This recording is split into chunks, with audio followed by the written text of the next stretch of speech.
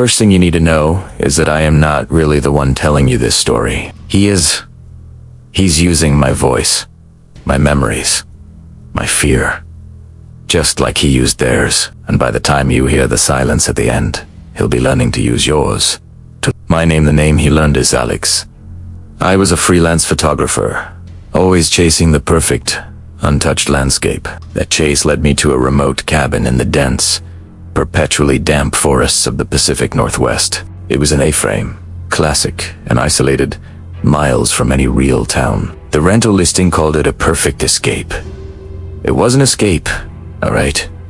Just not the kind I was looking for. The first few days were exactly what I'd hoped for. The silence was immense, broken only by the rustle of unseen animals and the whisper of wind through the towering pines. I spent my days hiking, capturing the raw, moody beauty of the woods, but it was the nights when the silence began to change.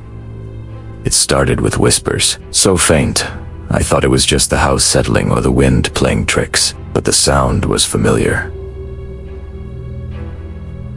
It sounded like me, a distorted, far-off echo of my own voice, as if a recording of me was being played deep in the forest. I'd be washing dishes and hear a faint, drawn-out Alex on the wind.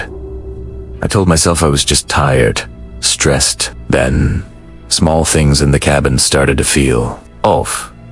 I'd leave my coffee mug in the center of the old wooden table, turn around to grab the sugar, and when I turned back, it would be sitting right on the edge, perfectly balanced. My camera, which I always kept on its tripod, would be angled slightly differently in the morning, pointing towards the dark corner of the room instead of the window. It was subtle, designed to make you question your own sanity. One afternoon, deep in the woods, I found strange carvings on the trees. They weren't initials or hearts. They were spirals, dozens of them etched into the bark, all centered around a crude drawing of a wide, unblinking eye. An unnerving feeling washed over me, the feeling of being watched. That night, I was reviewing my photos. In the background of a shot, nestled deep in the shadows between two ancient firs, was a smudge, a dark shape. I zoomed in. It was tall, unnaturally thin, and seemed to be looking right at the camera, right at me. I scrolled to the next photo. It was there again, but closer.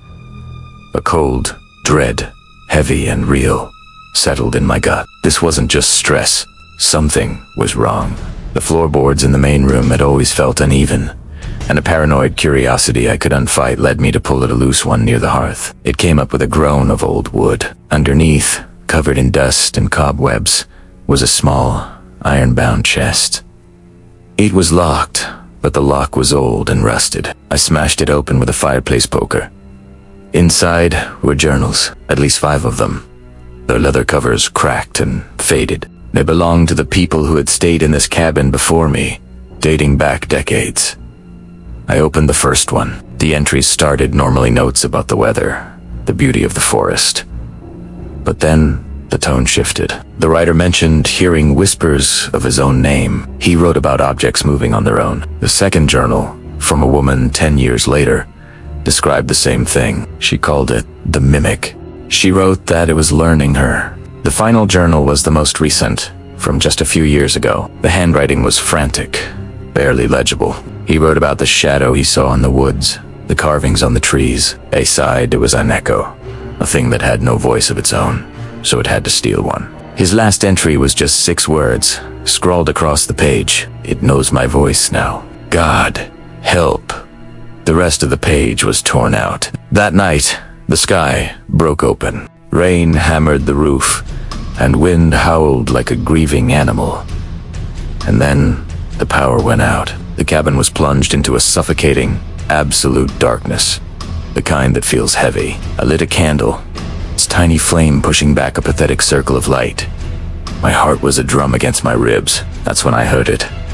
From the other roomier bedroom, it was a voice, clear as day, humming a tune. The same stupid, simple tune I had been humming to myself while making dinner earlier. It was my voice, perfectly, chillingly my own. I froze, candle in hand. The humming stopped. Silence. Then, a soft, shuffling sound.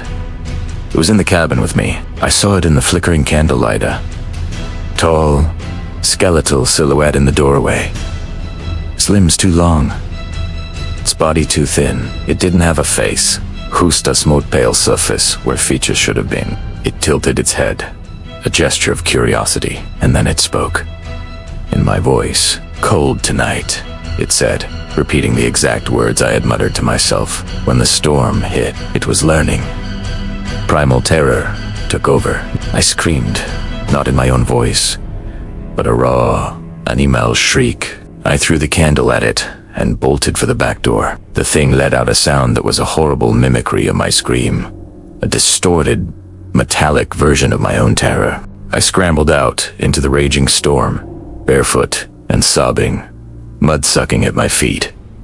I just ran. Branches whipped at my face, the freezing rain blinding me. I could hear it behind me, crashing through the undergrowth with unnatural speed. It wasn't running. It was looping its long limbs, carrying it effortlessly. It kept calling to me in my own voice. "Alex, wait, you're not thinking clearly. Let's go back inside." It was using my own logic, my own rationalizations against me.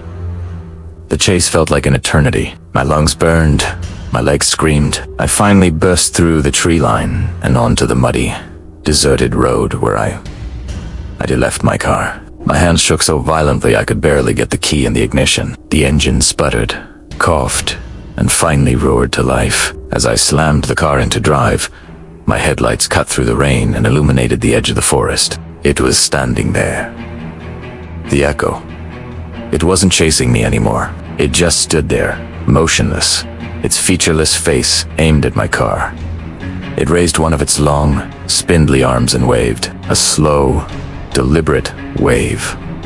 My wave. I drove for hours, not stopping until the sun came up and I was in a crowded city. I never went back. I abandoned everything, but the escape wasn't clean. Sometimes, when it's quiet, I still hear it. A faint whisper of my name on the wind, and I've noticed something. My memories of that week, they're getting fuzzy, like a photograph that's been left out in the sun. But I have new memories appearing in their place, memories of a dark forest I've never been to.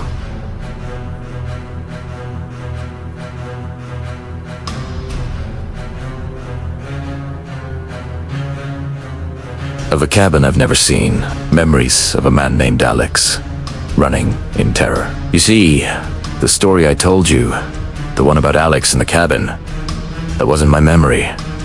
It was his.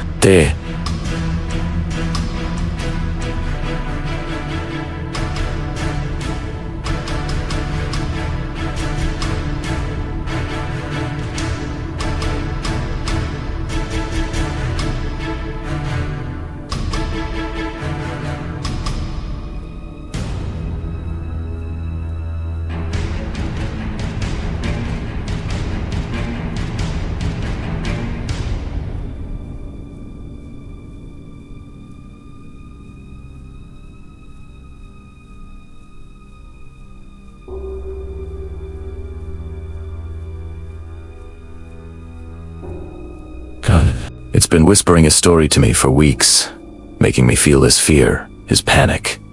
It's practicing. It's learning me through him. And now it has a new story to tell. It has yours. Listen.